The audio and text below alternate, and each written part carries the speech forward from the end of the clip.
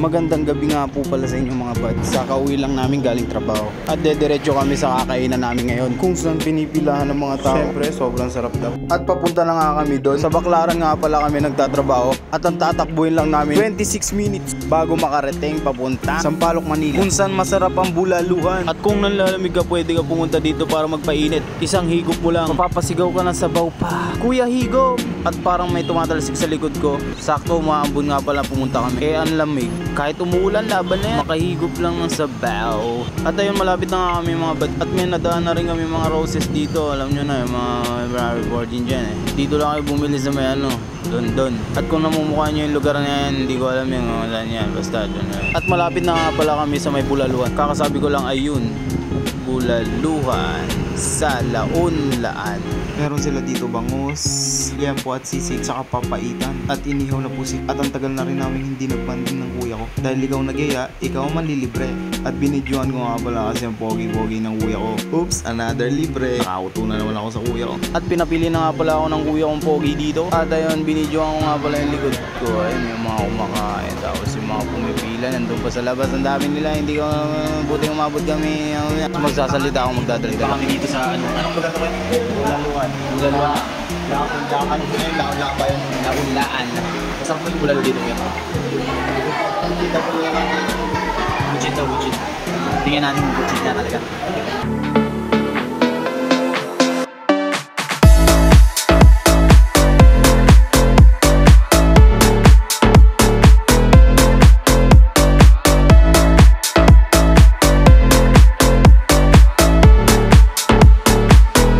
At ayun mga buds, ang in-order nga pala namin ay pusit na inihaw. At syempre namimiss namin yung papaitan kaya umorder na rin kami. At syempre hindi mawawala yung bulalon na pinunta namin dito sa Launlaan. Tara kain na mga buds. Samahan nyo kami kumain.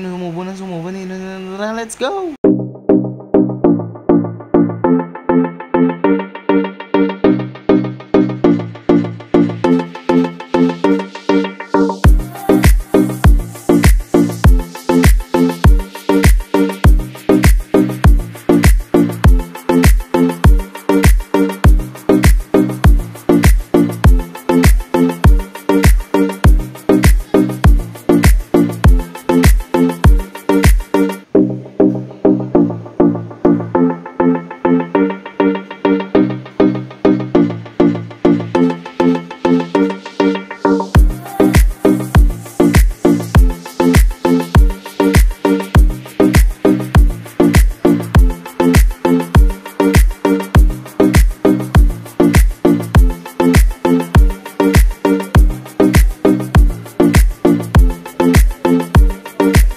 At ayun mga buds, nang bilis ko mabusog. Mukhang hindi namin nauubos. Hindi talaga kasi solid to. Napakarami mga buds. Kung ako sa inyo, pumunta na kayo dito sa Launlaan. Solid. Wala akong masabi. Pinipilit ko na nga kumain kasi sobrang sarap. Kahit busog na ako, gusto ko pang isiksik sa tiyan ko, diba? Syempre yung matitira take out namin. Hindi pwedeng hindi kaya mga buds. Take out talaga to.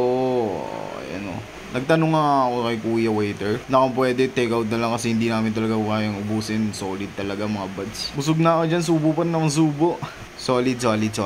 At ayan na nga, may nadrop akong kanet tsaka bulalo. Papaitan at inihaw na po sold si boss manager.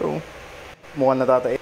At ayun na nga, sa gitna ng kasarapan, nasiraan pa kami ng kadena. Buti na lang may nagtulong sa amin, si Kuya Angkas. Napakabait naman, saludo kami sa inyo mga angkas. Tinulungan kami, buti na lang may mga gamit sila at may lock yung kanilang kadena binigay sa amin. Maraming salamat. Kung wala kayo, hindi kami makakalis dito. Salamat.